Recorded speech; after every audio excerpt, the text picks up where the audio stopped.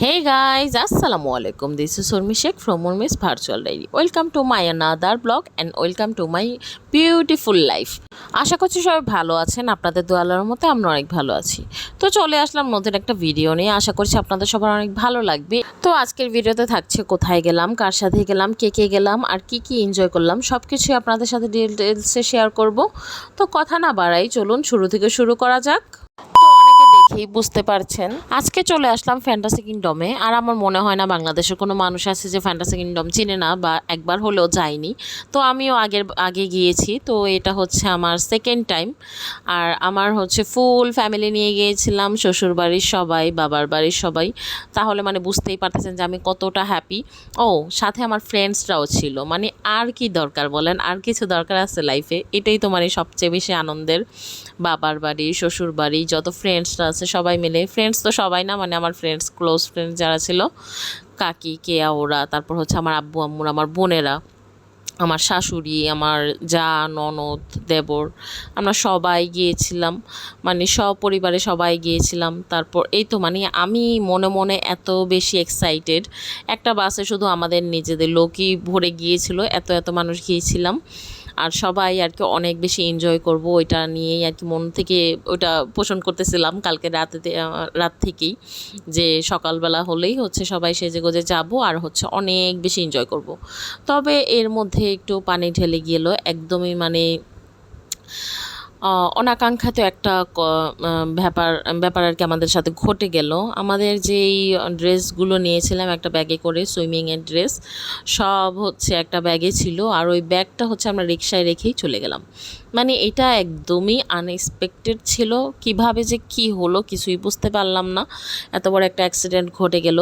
এটার জন্য আমাদের ভিতরে ঢুকতেও লেট হয়ে গিয়েছিল। আমরা খাওয়া দাওয়া করে একদম ভিতরে ঢুকে গেলাম, আর মুডটা তো একদমই নষ্ট হয়ে গেল, কারণ সবার ড্রেস একটা ব্যাগে ছিল। এটা যে এভাবে হারাবে কারো ওইটা কল্পনাই ছিল না। তারপর আবার কি করার, নতুন করে আবার মার্কেটে গিয়ে সবার জন্য শপিং করলাম। শপিং করে তারপর হচ্ছে এই তো সুইমিংয়ে ঢুকলাম।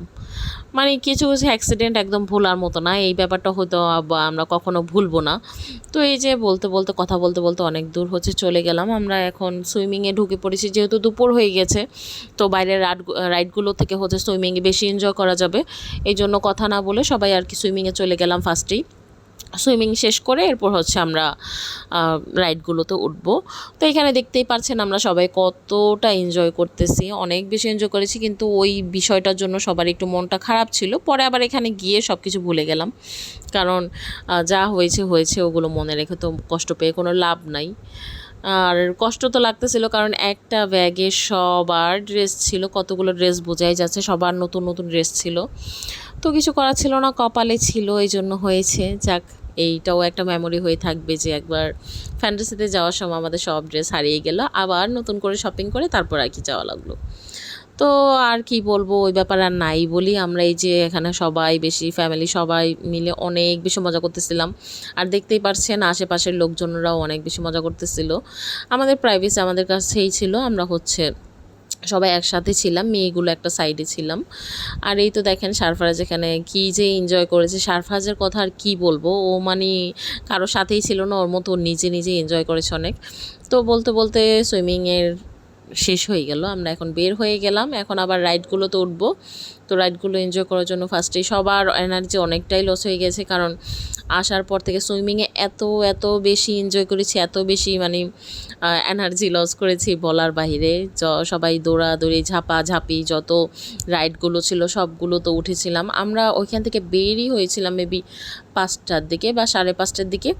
এখন আবার রাইডগুলো সব উঠবো 7:30টার দিকে, সব অফ করে দেবে। এই জন্য মানে আমাদের হাতে বেশি সময় নাই আর বেশি এনার্জিও নাই যে আমরা রাইডগুলোতে খুব বেশি এনার্জেটিক হয়ে উঠবো, এরকম কিছু না। মানে সবারই অনেকটাই এনার্জি লস হয়ে গেছে। এখন হচ্ছে কেউ ইচ্ছে হলে রাইড উঠছে, না হলে নাই, এরকম। আমাদের হচ্ছে প্রায় 12টার মতো রাইড ছিল, ওগুলোতে সবগুলোতে আর উঠাই হয় নাই। কীভাবে উঠবো, সময় নাই। আর হচ্ছে অমন একটা ওঠার মতো কোনো এনার্জিও নাই যে উঠবো।